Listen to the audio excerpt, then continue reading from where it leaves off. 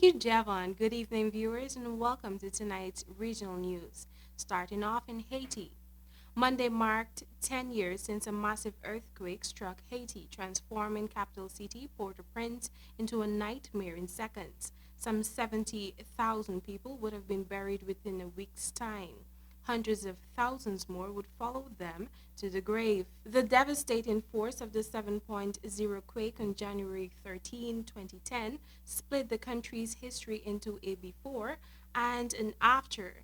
Before had been a long, tangled history of dictatorship, occupation, and resistance, shot through with the pride of a slave revolution that was defeated. After was unimaginable, a blank slate.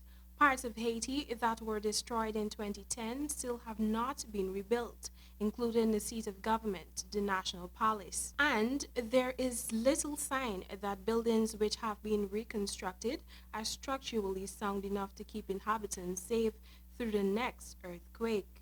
Whiplashed between disasters, both natural and political, over the past decade, many Haitians have not had a chance to rebuild mentally or emotionally either, says Marlene Joseph, a Haitian psychologist.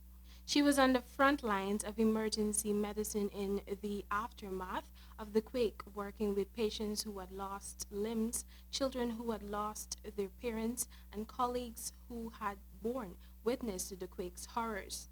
Today, Joseph added that the country is currently gripped by skyrocketing inflation, while fuel shortages slow the gears of industry and government. Hunger also threatens Haiti now. 40% of Haitians will face food insecurity by March, the agency predicts. And now for some international news. The United States has denied rumors that it's seeking to extradite a member of the Jamaican government. The denial on Monday came on the heels of social media reports that Donald Trump administration had officially requested the extradition of a minister to face the courts. It had been rumored that efforts were being made to extradite Darrell Vass, a minister without portfolio in the Ministry of Economic Growth and Job Creation, whose U.S. visa had been revoked late last year.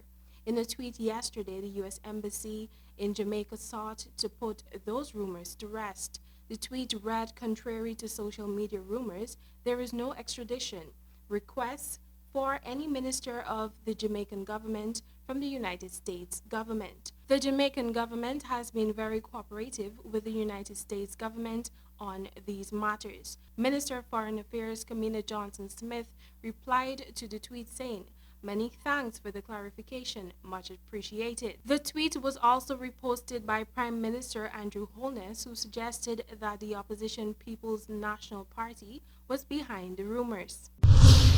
And now for our final story. Less than 3 months after suspending commercial flights to airports in Cuba outside Havana, the United States government suspended all public charter flights as well. Charter flights will only be allowed to Havana's Jose Marti International Airport, and even then there will be limitations. U.S. Secretary of State Michael Pompeo said in a statement that the flights were suspended until further notice by the U.S. Department of Transportation (DOT) at his request. 9 Cuban airports currently receiving U.S. public charter flights will be affected. Public charter flights operators will have a 60-day wind-down period to discontinue all affected flights. Also, at my request, DOT will impose an appropriate cap on the number of permitted public charter flights to Jose Marti International Airport. DOT will issue an order in the near future proposing procedures for implementing the cap, Pompeo said. He said the action will prevent the Cuban regime from benefiting from expanded charter service in the wake of the October 25, 2019 action suspending scheduled commercial air service to Cuba's airports other than Havana.